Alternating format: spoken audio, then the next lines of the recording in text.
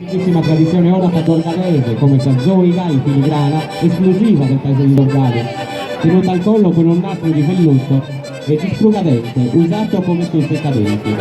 Nel costume maschile invece predominano i colori bianco e nero, anche il gilet può essere rosso e blu.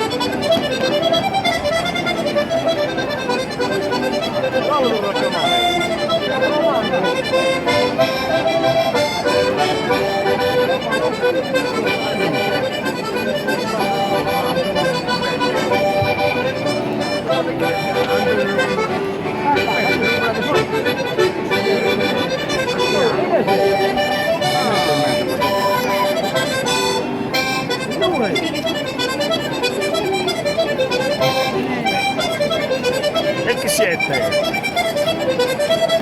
Tutti e due.